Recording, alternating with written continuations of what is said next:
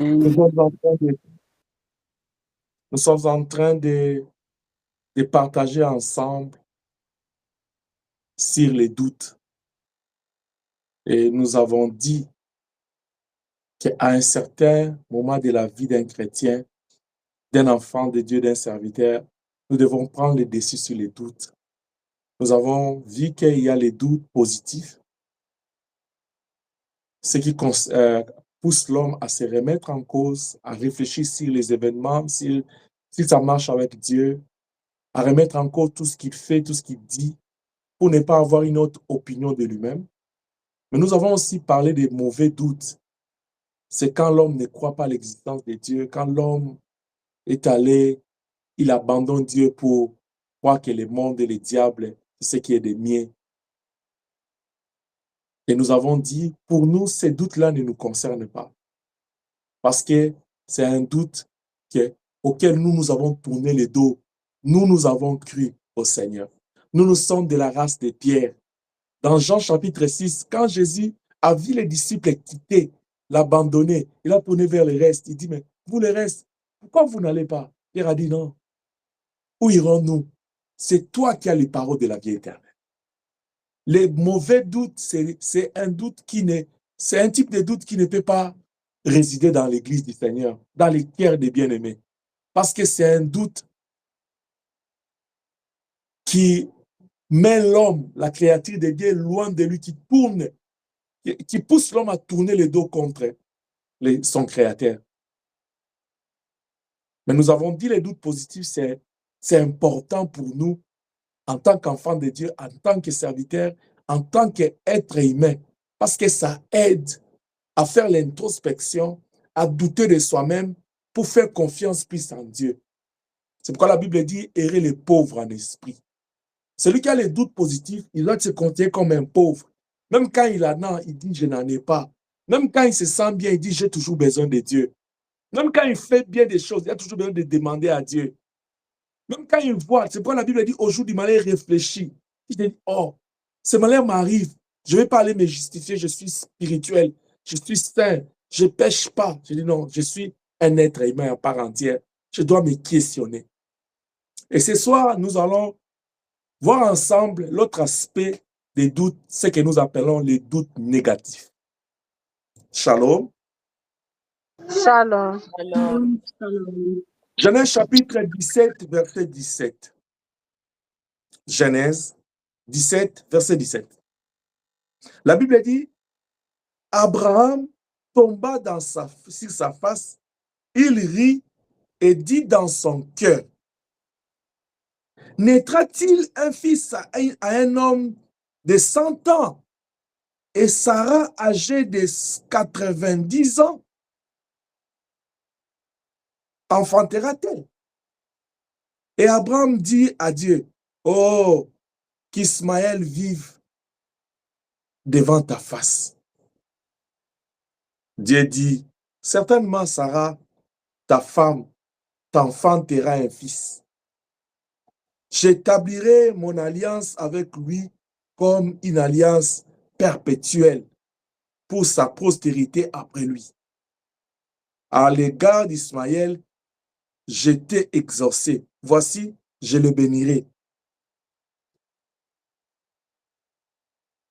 Je le rendrai fécond, je le multiplierai à l'infini. Il engendrera 12 princes et je ferai de lui une grande nation. J'établirai mon alliance avec Isaac, que Sarah t'enfantera à cette époque-ci de l'année prochaine. Lorsqu'il eut achevé de lui parler, Dieu s'éleva au-dessus d'Abraham. Abraham prit Ismaël, son fils, et tout ce qui était né de sa maison, et tout ce qu'il avait acquis, appris d'argent, et tout le mal parmi les gens de la maison d'Abraham, il est circoncis ce même jour, selon l'ordre que le Dieu lui avait donné. Parole du Seigneur. Amen. Père, laisse que nous puissions disparaître, que toi tu apparaisses, que nous puissions diminuer, que toi tu augmentes, au nom puissant de Jésus. Amen. Amen. Les doutes négatifs. Nous avons dit les doutes positifs, c'est très important, c'est important dans la vie d'un homme. Pas seulement un chrétien, tout homme, tout être humain, il doit avoir ce qu'on appelle les doutes méthodiques, ce qu'on appelle se remettre en cause. Par contre, pour un chrétien, les mauvais doutes ne peuvent pas te concerner parce que toi, tu as déjà accompli Apocalypse 3, 20 et Jean chapitre 1, verset 12. La Bible dit à tous ceux qui l'ont reçu, à tous ceux qui ont cru en son nom, il leur a donné le pouvoir de devenir enfants de Dieu. Étant donné que tu es déjà enfant de Dieu, les mauvais doutes de ne pas croire l'existence de Dieu, de blasphémer, ne peut pas te concerner. Mais voilà les doutes qui peuvent te concerner, c'est les doutes négatifs. Ça concernait aussi, c'est arrivé aussi à notre Père dans la foi. Quand il a reçu les 3 anges de l'Éternel et que l'Éternel était parmi ces anges-là, en d'autres termes, quand il a reçu l'Éternel dans sa tente, le Seigneur, après avoir passé le temps avec Abraham, il a prononcé une bénédiction sur lui. Et la bénédiction, c'était seulement ce qu'Abraham attendait. Chaque fois dans son cœur, il était en train d'être préoccupé par le fait qu'il avait tout, mais il n'avait pas de progéniture, il n'avait pas d'enfant qui devait hériter ses biens. Abraham était content de tout ce que Dieu a fait pour lui.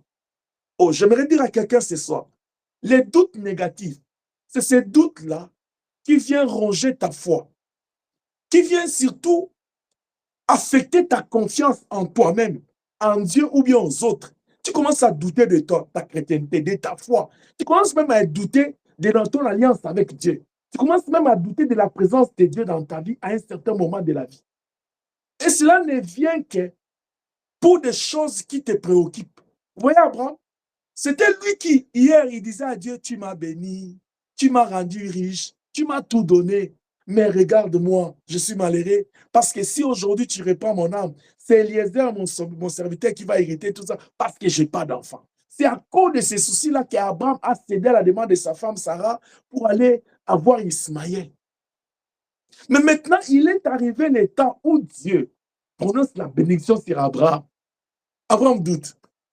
Il dit, mais non, comment se fait-il qu'un homme de 100 ans comme moi, avec une femme de 80 ans là, il va avoir un enfant? C'est comment? Tu te regardes, tu regardes tes limites, tu regardes ton âge. La médecine a dit, ménopause, c'est autour de tel âge. Tu dis, je suis en train d'aller vers la ménopause. C'est toi qui détermines la grandeur de Dieu. Oh, je suis en train de parler à quelqu'un. Dieu n'est pas déterminé par ta façon de voir ou de faire les choses. Dieu n'est pas déterminé par ce que tu as et ce que tu n'as pas. Dieu, il est Dieu parce qu'il est l'être suprême, il est le divin maître. Il est le Seigneur de gloire. Il est tout puissant, il est glorieux. Il a existé. L'existence en soi, c'est lui-même. Avant lui, il n'y a pas eu de Dieu. Après lui, il ne viendra jamais de Dieu. C'est lui le souverain selon l'ordre de Melchisedec. C'est-à-dire, il n'a ni généalogie, ni parents, ni descendants. C'est lui-là. Donc, il ne dépend pas, il n'est pas Dieu parce que j'étais malade, il m'a guéri. Non, non. Même quand je suis malade, il ne me guérit pas. Même quand la maladie s'aggrave, il est Dieu. Je vais dire à quelqu'un une chose. Je peux tomber malade. Moi qui vous parle, parce que j'ai le corps, la chair et le sang, l'eau qui coule dans ses veines. Je sers Dieu avec fervence, avec fidélité. Mais on te dit, on dit, papa est malade. Au même moment là, maman mamie aussi est malade. Vous priez pour moi, vous priez pour maman mamie. Dieu va guérir maman mamie. Et on laisse ma maladie s'empirer. Ça ne veut pas dire que Dieu n'est pas Dieu. Je suis en train de dire à quelqu'un. Pendant qu'il y a des hommes et des femmes sur la montagne en train de prier pour la même chose, il y a des ceux que Dieu fait grâce. Il y a des ceux que Dieu fait grâce demain. Il y a d'autres que Dieu fera grâce après une année. Cela ne veut pas dire que comme Dieu a exaucé la prière d'une personne, il ne t'a pas exaucé, Dieu n'est pas Dieu. Il est Dieu parce qu'il a agi. Oh, je suis en train de dire, si dans une maison, qui prie Dieu, et dans l'autre maison, il prie, dans la troisième maison, il prie, tous ils s'élèvent leur voix vers le Seigneur qui écoute les prières. Dieu exauce la première maison. Et la deuxième maison n'a pas de réponse aujourd'hui, il a la réponse demain. Toi, la troisième maison, tu n'as pas la réponse après une semaine. Si tu t'élèves, tu dis que Dieu n'existe pas, la première maison dira, Shalom, Dieu existe. Il a exaucé ma prière. La deuxième maison s'élèvera et dit, après un jour, il a confirmé qu'il est le maître des temps et des circonstances. Il a agi dans ma vie. Il existe. La troisième maison dira, je l'ai prié jusqu'à une année. Il m'a répondu, à chaque jour suffit sa peine, mais je vis ta gloire. Je vais dire à quelqu'un, Dieu est le maître du temps et des circonstances. Que les choses de la vie que tu n'as pas ne puissent pas aveugler ta foi, ne puissent pas affecter ta foi. Parce que la foi, c'est la clé de la communion avec Dieu.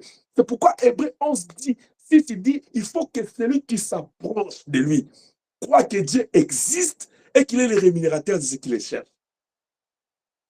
J'aime Dieu. Est-ce que quelqu'un aime Dieu ici? Alléluia. Amen. Il prend Moïse. Pendant qu'Israël était dans l'étonnement, dans les soucis, dans cette souffrance de voir Moïse partir, il élève Josué. Je vais te parler, je vais te mettre dans le contexte d'homme. Moïse, en tête de l'Égypte, il était comme le président, comme le premier ministre, comme le général d'armée de Dieu en Égypte. C'est que la famille de Moïse était honorée. Je parle, je te mets dans le contexte d'homme. Ils étaient honorés. Mais quand Dieu l'élève, la famille de Moïse était affectée, il dit, il est perdu. On ne l'a même pas enterré. Quand ils étaient dans la tourment là, la famille de Josué était dans l'allégresse parce que Dieu a élevé Josué. Alléluia. Amen. Amen. Dieu, il fait chaque chose bonne à son temps. C'est pourquoi il dit dans Ecclésiaste, il y a un temps pour tout. Il y a un temps pour jouir, il y a un temps pour plaire. Quelqu'un est en train de dire, mais pasteur, mais ça c'est comment? C'est comme une comparaison. Maintenant, moi, je dois me contenter de l'autre, comme il est guéri, moi, je ne suis pas guéri, qu'est-ce que je dois faire? Oui, tu peux faire tout sauf douter de la puissance de Dieu. Tu sais pourquoi tu ne peux pas douter de la puissance de Dieu? Parce que le fait qu'il a agi à Lyd ou à Jopé, toi qui es à Samarie, sache qu'il va arriver là-bas. Parce que la Bible dit, il fait grâce à qui il fait. S'il fait grâce à quelqu'un ce matin, il peut te faire grâce toi demain. Parce que tout ce que Dieu fait, c'est pour sa gloire. Je suis en train de dire à un enfant de Dieu, Dieu aime la gloire. Que quelqu'un dit, Dieu aime la gloire. Dieu aime la gloire. Amen. Dieu aime la gloire. Amen. Dieu aime la gloire. Jean chapitre 9. Dieu se permet de passer par une femme et d'accepter que cette femme-là puisse concevoir 9 mois. Et dans ces 9 mois, la femme va être donnée naissance à un enfant avec une malformation. Imaginez-vous. C'était un aveugle. Je me pose la question. Si toi qui cherches à mettre au monde là, Dieu te donne un enfant avec une malformation, qui peut être de la couleur, de la peau, de l'œil, n'importe quel. Est-ce que quand tu vas prendre cet enfant-là, tu vas le serrer comme toutes les mamans serrent les bébés aux premières minutes de la vie, à la première minute là? Ou tu vas dire, Dieu, c'est tout ce que tu as trouvé à me donner. C'est ce qui est arrivé à cette femme. Il donne naissance comme ça. On dit, tu as donné naissance à un enfant. Généralement, peut-être au début là, on ne peut pas constater. Si on les met dans les contextes, peut-être on n'a pas constaté le premier jour. Mais la maman passe, il ne voit pas l'enfant balbutier les dents et les yeux et faire défiler les yeux. Il dit, mais cet enfant, on met les doigts. Il est là toujours en train de regarder. Il dit, qu'est-ce qui se passe? Or, dans le plan de Dieu, Dieu a permis cette naissance-là comme ça parce que ce n'était pas encore le péché de ses parents, ni le péché de cet enfant-là, mais c'était pour que les œuvres de Dieu se manifestent au travers de cet enfant. Pour que le monde sache que Dieu, le Créateur, il est capable de faire naître un enfant sans malformation et il le transforme en malformation.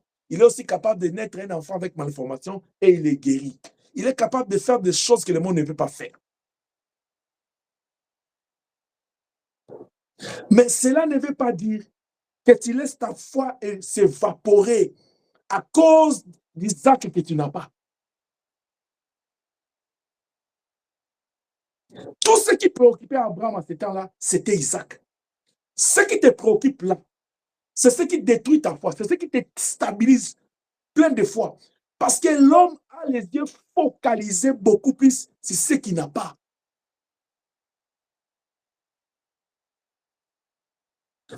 Mais la bonne version de la vision, de la perception des choses, de la manière que tu dois voir, regarde beaucoup plus à ce que tu as Dis-toi, contemple.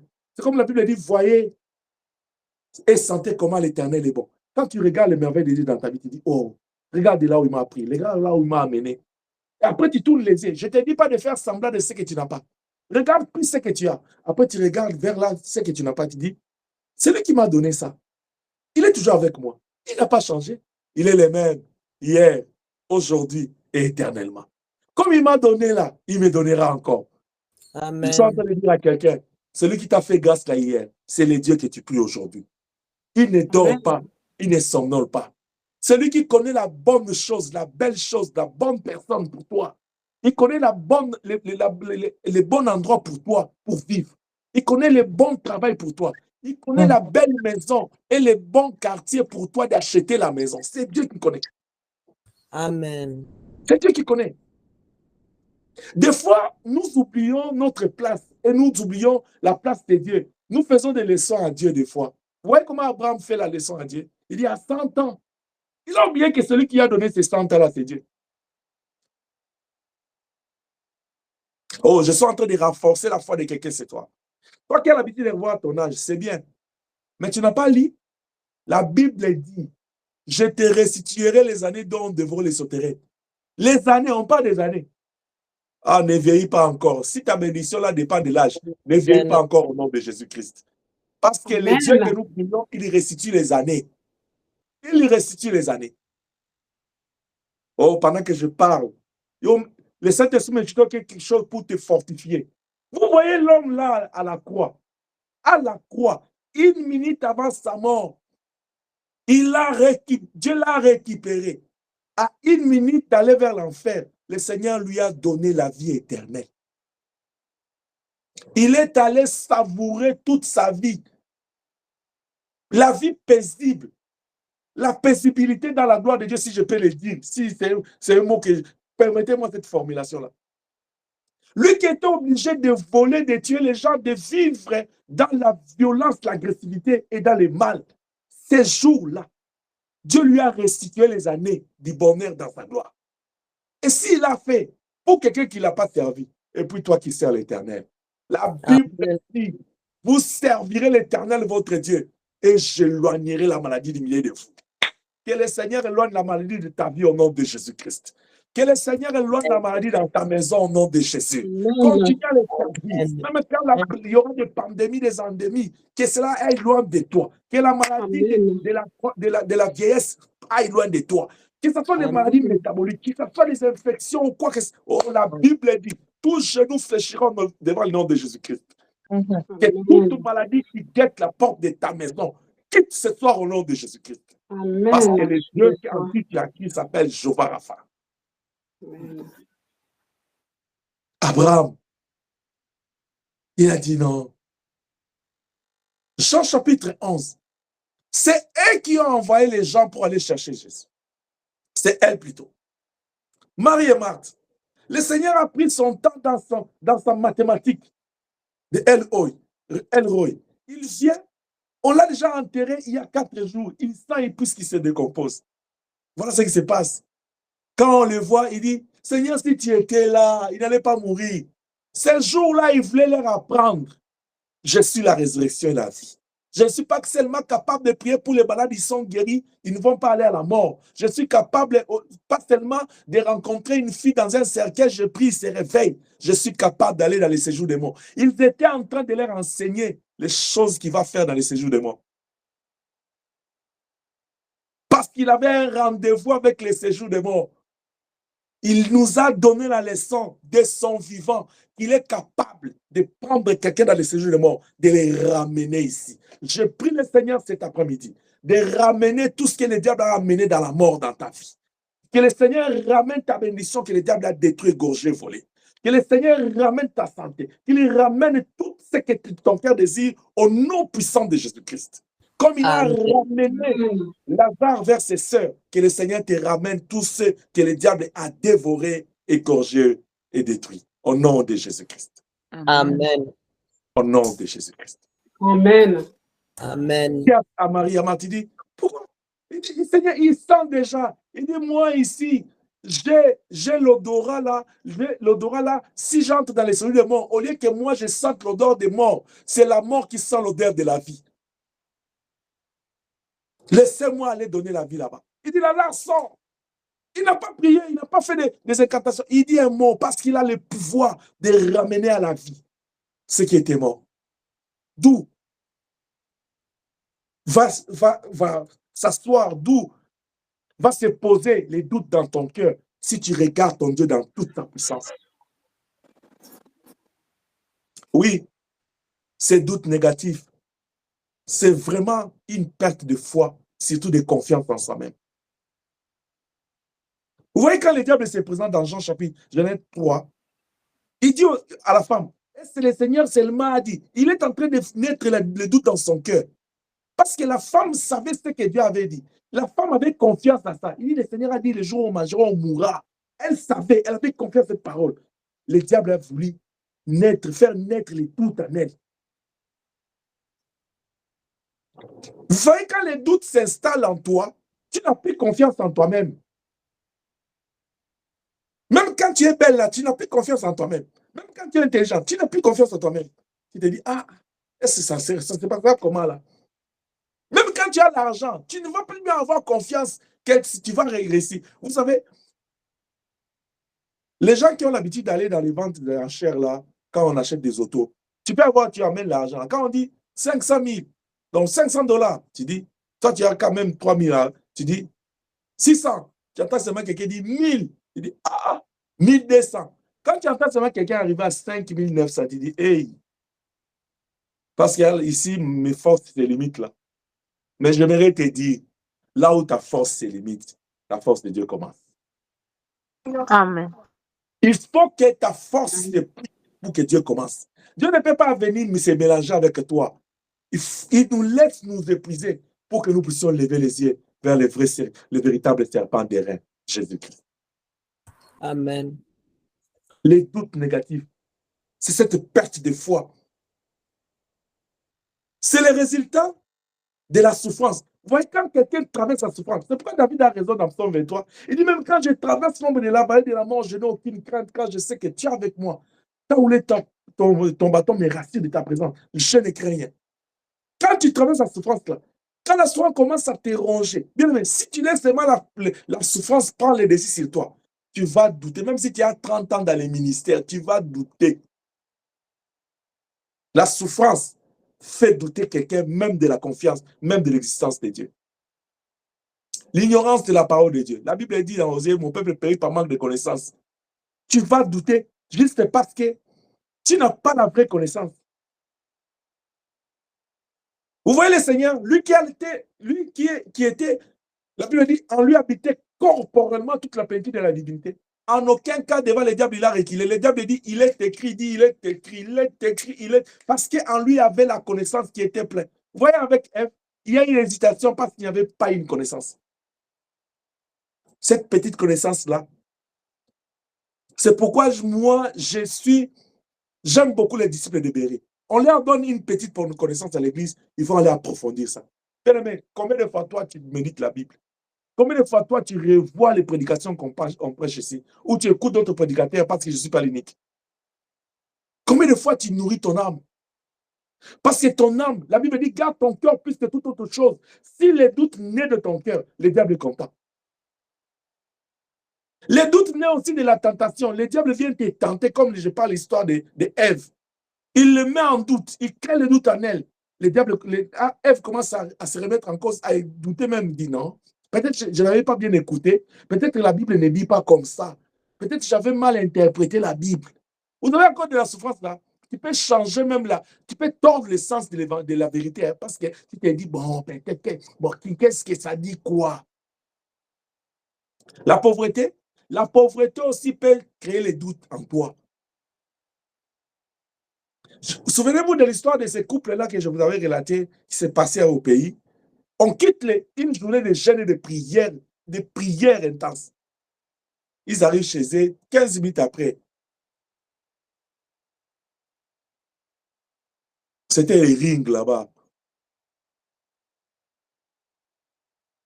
Point H contre point F. Ce qui n'est pas même conseillé dans les sports, mais ils avaient des poids incontrés, se sont battus, poids H contre poids F. Est-ce que quelqu'un m'entend? Amen.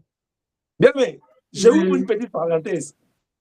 Il n'a jamais eu, Dieu dans la pensée de Dieu, il n'y aura jamais eu dans la pensée de Dieu un ring entre un homme et une femme. Toi, un homme qui est là, tu as l'habitude de combattre la femme, ou tu trouves que la femme c'est ton adversaire, tu te trompes. La femme c'est le poids F, toi c'est le poids H. Il n'y a pas de compatibilité. Va chercher le poids H si tu veux te battre. Toi aussi une femme là, si tu veux te battre, cherche le poids F. Il n'y a pas de compatibilité. Ça, c'est la pensée de Dieu. Dieu a créé la femme et l'homme pour qu'ils se respectent, pour qu'ils s'aiment, pour qu'ils vivent ensemble, pas pour se battre. L'animalité là, ce n'est pas la pensée de Dieu. Quand je me dis battre là, ce n'est pas seulement les coups, hein, pas seulement physique, même les paroles, même psychologiquement. Maman, si tu vois un homme ou si tu vois un frère, tu vois un papa, il veut t'entraîner dans l'agressivité, dis-lui, nous là, dans notre royaume là, c'est la douceur et la tendresse. L'agressivité, on ne connaît pas. Que Dieu te bénisse. Amen. Amen. Le doute peut naître aussi de mauvais compagnons.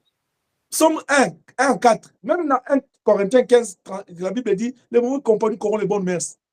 Parce que le doute, ça fait partie des mœurs chrétiennes. Nous, quand on commençait au début de notre foi, on n'avait pas beaucoup de gens qui nous encourageaient. Moi, je connais des gens qui me disaient, toi, un enfant comme ça, pourquoi? Puis c'est moi. J'ai eu la grâce d'être environné seulement des papas. Tous mes pasteurs qui étaient à l'église, les collaborateurs du passé, c'était des grands frères. J'étais vraiment le petit de tout le monde. Je pense que c'est ça aussi une raison qui m'a aimé beaucoup. Mais les gens ils disaient, toi, un petit comme ça, tu es toujours avec les vieux, surtout les vieux là. J'ai dit, aujourd'hui, je bénis le Seigneur parce que je crois et je vois qu'il y a eu un impact positif dans ce que j'ai reçu de ces hommes-là. Que Dieu les bénisse là où ils sont tous. Et paix à leur âme, tous ceux que le Seigneur a retirés. Amen. Amen. Les doutes négatifs, c'est un poison spirituel. Jérémie l'a aussi contacté dans sa vie. Lamentation chapitre 3, 19 à 21. Il dit, quand je pense à ma souffrance, vous voyez encore quand le doute vient, c'est quand l'homme se met dans les pensées, il commence à raisonner sur ce qu'il n'a pas. Il dit, quand je pense au poison, à l'absinthe, quand mon âme s'en souvient, elle est abattue au-dedans de moi. Ça me ronge de ne pas avoir ceci, d'avoir échoué, d'avoir perdu ça, de ne pas avoir fait ce que... Oh, on est en 2024, j'avais dit en 2024, je vais faire ceci. Il est écrit, vous sondez les Écritures, mais vous ne comprenez pas. La Bible dit, Dieu a laissé aux hommes de faire des projets. Alléluia, aux ânes. Les derniers mois reviennent à l'Éternel. Vous voyez, même quand nous approchons là, les 31, là, tu vas faire le projet pour 2025. Fais-le parce que Dieu te donne cet ordre-là. Il te donne la liberté. Présente-toi à Dieu. Mais les derniers mots reviennent à Dieu. Dieu est notre Père. Il nous aime parce que l'amour est de Dieu et l'amour vient de Dieu. Il nous donne toujours de bonnes choses.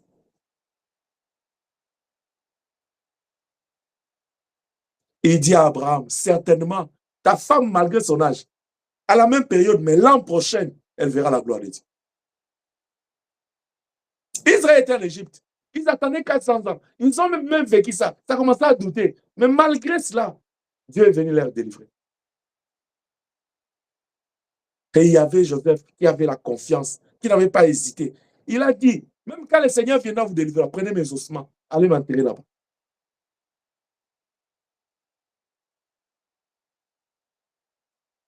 Les doutes négatifs, c'est ce manque d'assurance et de confiance en Dieu. Les doutes négatifs, c'est un déséquilibre dans notre foi. Un détachement de la confiance dans la parole de Dieu ou dans la personne de Dieu. À cause du temps, à cause des circonstances, à cause de ce qu'on voit. Vous voyez, quand quelqu'un commence à marcher dans les doutes négatifs, c'est-à-dire qu'il ne marche plus selon la foi, il commence à marcher selon la vie. Il commence à tenir compte de ce que les médecins ont dit, de ce que le monde dit. Bien aimé, ce que le monde et les médecins disent, ce n'est pas la fin du monde.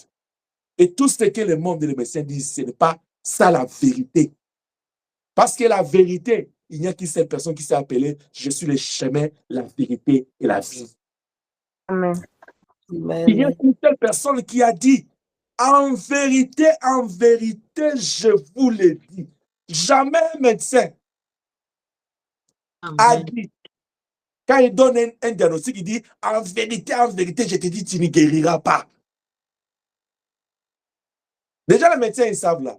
Il y a les médecins, ils savent que non, moi, je n'ai qu'une élection de 5 ans. L'autre là, il dit, bon, celui-là, il a un peu 20 ans. L'autre dit, celui-là, c'est un professeur associé ordinaire. J'ai connu un professeur avec qui j'ai travaillé pour ma spécialisation. 25 ans en chirurgie. Il est spécialiste. Papa donnait un témoin de ces témoignages-là. Parce que ce qui s'est passé, c'est mon neveu c'est mon enfant qu'on a fait comme ça. Les petits qui viennent, mon frère, celui qui vient juste après Papa Donna, son fils. Il avait un problème on devait opérer. L'organe mâle n'était pas descendu. À 5 ans, on devait opérer. On fait les corps, on dit que non, on a vu que non, au lieu que ça descende, ça s'est arrêté au niveau des plis inguinales. Il demande l'écho, il dit que le professeur dit, je vois ça là. On m'en amène l'enfant, il ouvre. Il ne trouve rien. Je vous dis, il ne trouve rien là-bas. Si je parle à Papa Donna cette histoire, il rigole, il dit, c'est vous le médecin. Il ne trouve rien. On est rentré avec le professeur dans la salle, il me dit, je ne comprends rien. 25 ans depuis que moi, je fais mon travail, je n'ai jamais vu cette histoire. Il y a une de mes enfants, une de mes filles, elle avait un souci de santé. Elle vient me voir et me parle, je dis, la façon que tu m'expliques là, je pense que c'est telle maladie, mais je vais aller parler au professeur avec qui je travaillais, lui qui était gynécologue. Je lui ai posé les points, je lui ai dit, j'ai une patiente là, voilà les cas qu'il se présente. Il me dit, tu es sûr de ça? Je dis oui. Parce qu'il m'a expliqué ça. Il dit, ce sont des maladies rares. Je dis, il m'a dit ça. Je n'ai pas eu à consulter, mais je peux vous amener pour que vous puissiez observer. Le professeur là, il dit, voyez-moi avec cette dame-là les lundis. J'amène ma fille là. Le professeur le fait rentrer. Dès qu'elle commence seulement l'observation, il m'appelle. Il dit, tu es génie. C'est un professeur ordinaire. Il dit, tu es génie. Je lui ai demandé, prof, pourquoi? Il dit, ça, ce sont des maladies rares. J'ai 30 ans d'expérience, je l'ai vu 2 fois. Mais comment est-ce que toi, tu n'as pas fait l'observation, tu n'as pas consulté la dame, mais juste les signes, tu as pensé à ça? Je suis en train seulement de te dire que même les médecins, là, ils savent leurs limites. Quand ils nous donnent les diagnostics, là, ils ne disent pas en vérité, je vous l'ai dit. Mais il n'y a que le Seigneur de gloire. Quand il dit une chose, il dit en vérité, je vous l'ai dit. Dans le Seigneur, il n'y aura pas d'homme sans femme. C'est une vérité. Ni de femme sans homme. Il n'y aura pas de femme qui n'aura pas d'enfant, ni ceux qui vont avorter. C'est la parole de Dieu. Tu fais confiance à ça. Il dit, vous serez de la tête de la queue. Ça, c'est la vérité. Il dit que vous me servirez, je bénirai votre pain et votre eau. C'est la parole de Dieu. C'est pourquoi il dit, en vérité, je vous le dis ce soir. Je chasse les doutes négatifs de ta vie au nom de Jésus-Christ. Amen. Amen. Tu dois faire confiance à Dieu. Quand tu te réveilles le matin dans ta maison, regarde bien tes enfants, regarde ton mari, regarde ta femme, regarde ta famille, regarde tout ce que tu as. Bien aimé, il est temps que la famille rentre dans les jardins d'Éden. Je vais parler de ça un jour. La famille, c'est l'unité de Dieu, c'est le territoire du Seigneur, c'est la piste d'atterrissage du Seigneur. Il fait lever le soleil, l'étoile brillante du matin, il brille dans votre maison. N'essuyez pas vos maisons par des querelles, des disputes, par la haine. Laissez Dieu régner dans vos vies. Laissez la paix régner dans vos vies. La Bible dit, vaut mieux un pain sec dans la paix qu'un mets de viande dans les tourments. Il y a des gens, ils ont tout dans leur maison, mais ils se chamaillent, ils ne s'entendent pas, ils ne s'aiment pas. Mais vous allez manger ces beaux repas là dans les tourments. C'est pourquoi il n'y a pas de bonne santé. C'est pourquoi il y a des maladies. Regardez, demandez à nos parents, demandez à nos mamans là, à leur époque là, vos histoires de cancer, des histoires, vous avez entendu ça à leur époque là. Beaucoup de choses sont ajoutées. Beaucoup ont changé. Que Dieu nous aide. Amen. Que Dieu nous aide. Amen. Les doutes négatifs, c'est l'œuvre du diable. C'est vraiment l'œuvre du diable. C'est lui le diable qui amène ça dans la vie des chrétiens. Je vous ai donné l'exemple de Genèse avec Ève. C'est le diable qui a agi. Il amène ça dans la vie des chrétiens pour te déstabiliser, pour te douter de Dieu. Jacques chapitre 1, verset 13, la Bible dit quoi? Que personne, lorsqu'il est tenté, ne dise plutôt, c'est Dieu qui me tente. Car Dieu ne peut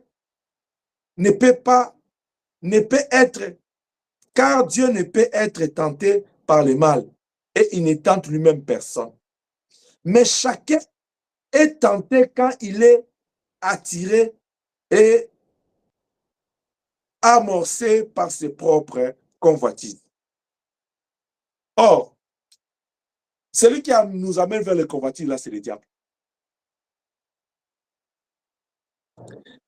Quand le diable, il te ouvre les yeux, il te fait voir les autres, comment ils ont évolué, comment les autres sont dans la stabilité. Bien aimé, ce que le diable te présente là, ce n'est pas vrai. Le diable n'a jamais eu la vérité dans son cœur. La Bible l'appelle le père des mensonges. Ève est tombée dans les charmes de ses paroles. Il a cru que le diable lui disait la vérité. La vérité, c'est Dieu. Il n'y a que Dieu qui dit la vérité. Un homme ne dit pas la vérité. Le monde ne dit pas la vérité.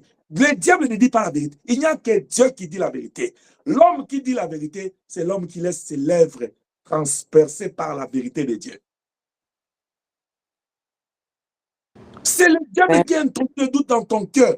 C'est pourquoi, même Jésus, quand il a vu Pierre, il a dit à Pierre, arrière de moi, Satan. Voilà pourquoi, bien-aimé, j'aimerais te dire une chose ce soir. Je vais y aller vite, vite, pour te dire comment est-ce que tu peux vaincre les doutes négatifs. Parce que c'est quelque chose qui nous arrive tous. Il est différent des mauvais doutes, parce que les mauvais doutes, l'homme est parti. Il a coupé la communion, la relation avec Dieu. C'est là où j'avais dit, il y a les athées, il y a les occultistes, tous ceux qui sont dans l'autre côté, dans les ténèbres, ils ont choisi leur camp.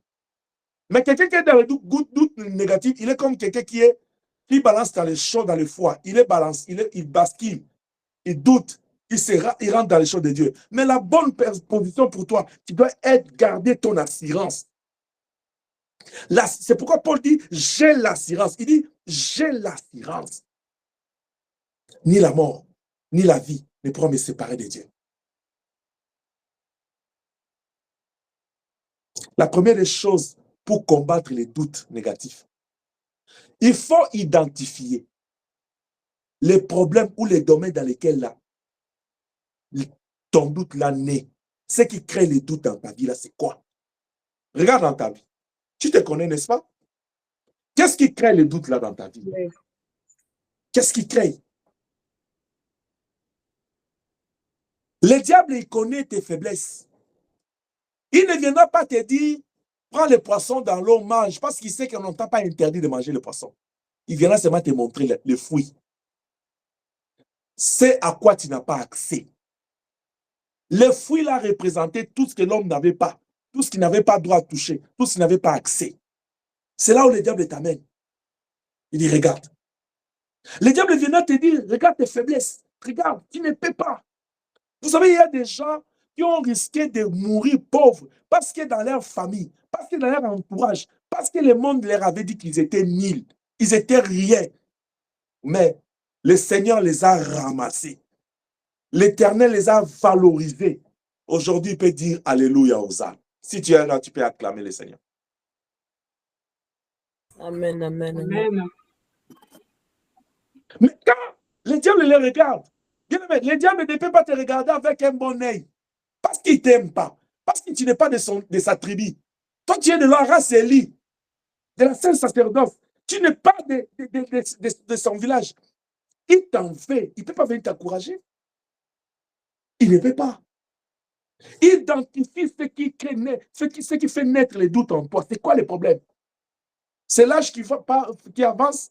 C'est quoi? C'est parce que tu es encore en Afrique, tu n'arrives pas à venir ici au Canada ou bien en Europe.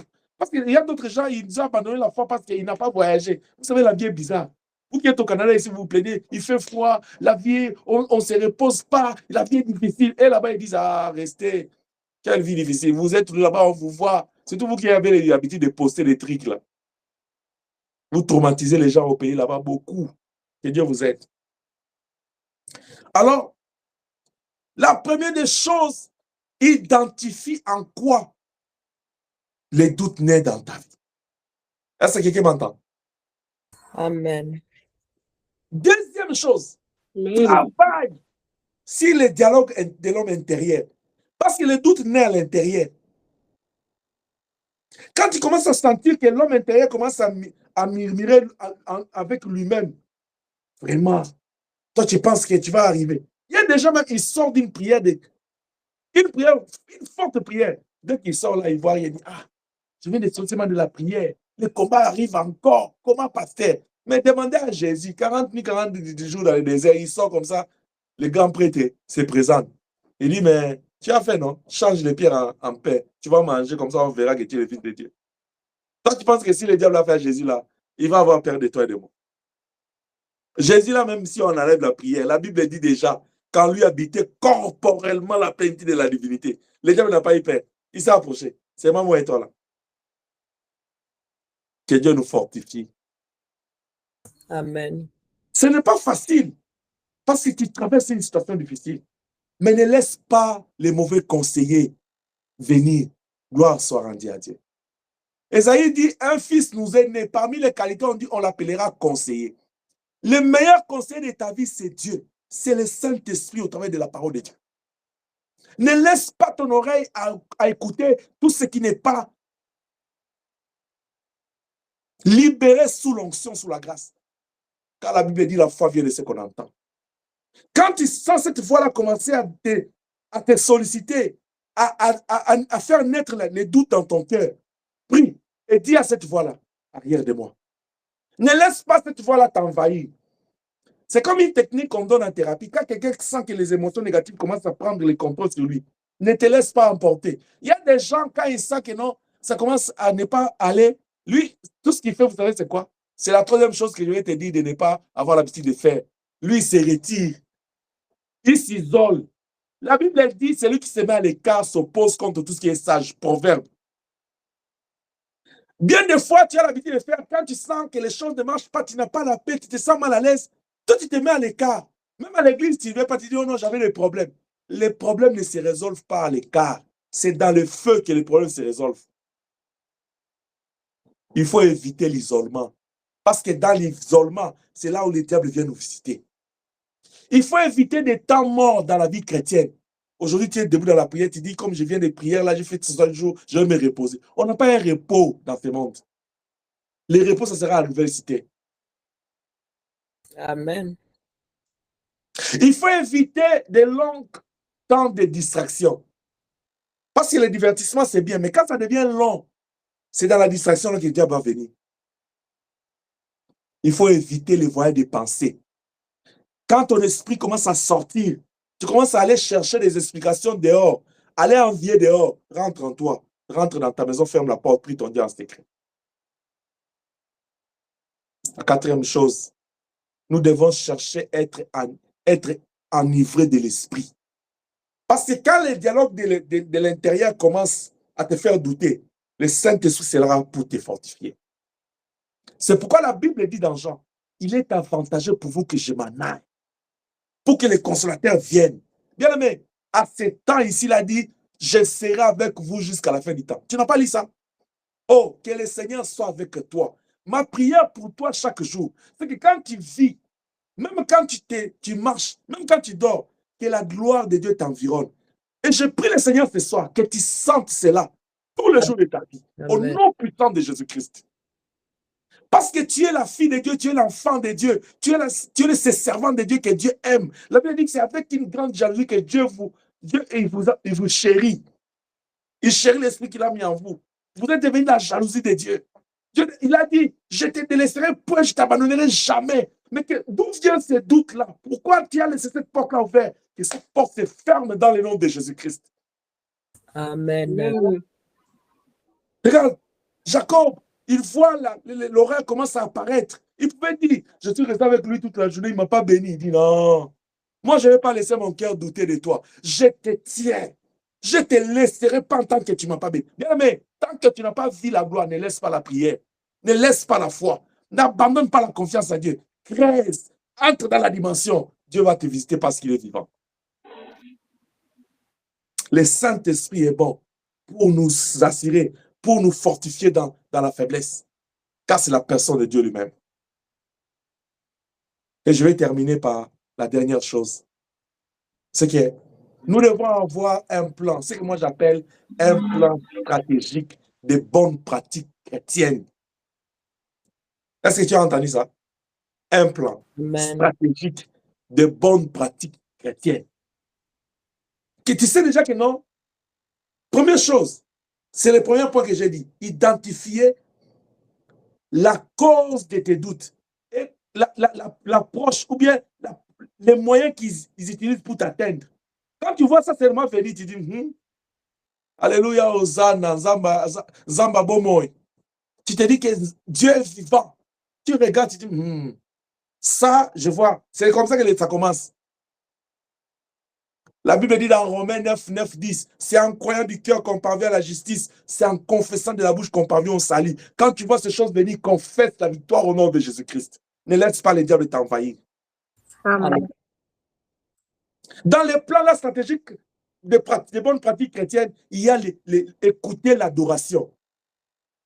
Quand tu sens que la faiblesse même de parler dans la prière te manque, mais seulement la bonne musique là. Tu vois la musique là qui te fait quitter le sol, qui t'amène dans les dimensions. Mais ça reste calme et ne parle pas. Prends même ton téléphone là-bas, jette là-bas. Reste calme. Fais ce que moi j'appelle. Tu es prêt à écouter ça? Oui. Tu dois être capricieux devant Dieu à un moment donné. Quand il attend l'adoration, tu restes calme. Tu ne lui donnes pas avec la bouche, tu lui donnes avec le cœur. Les gens disent, tu ne pries pas pourquoi? Ils ne comprennent pas. Tu as tissé une connexion directe du cœur au trône. Tu restes là.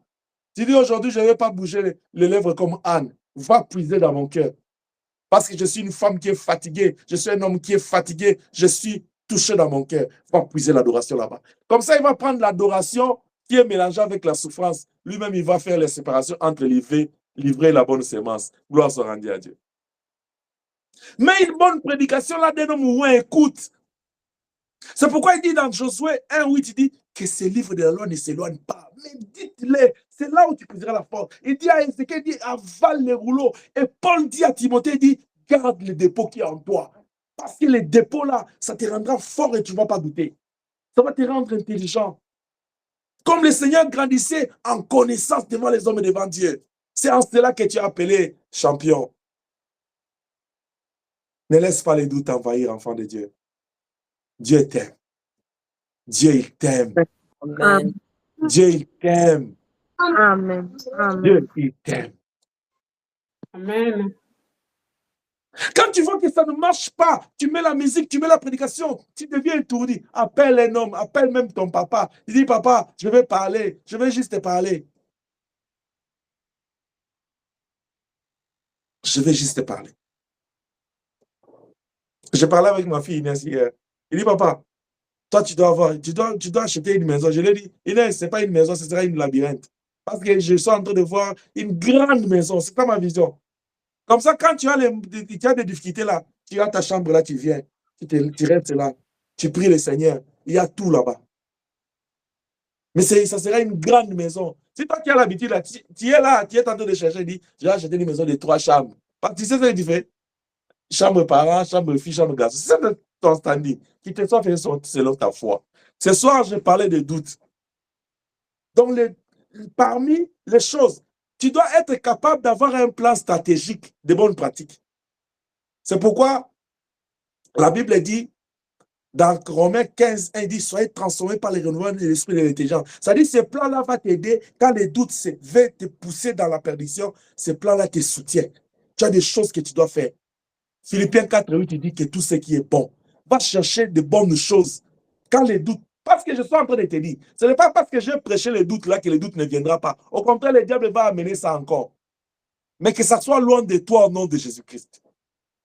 Alors pour que cela arrive, que tu puisses avoir le contrôle sur le doute, que tu puisses les chasser, les vaincre, il faut que tu aies ces plans avec toi. Sois quelqu'un qui vit dans la présence de Dieu. Sois quelqu'un qui entretient sa foi et sa confiance en l'Éternel. Que le Dieu de toute gloire garde vos âmes en Jésus-Christ pour le jour de la rédemption, qui sanctifie nos vies avec cette parole dans le nom puissant de Jésus-Christ. Amen. Amen.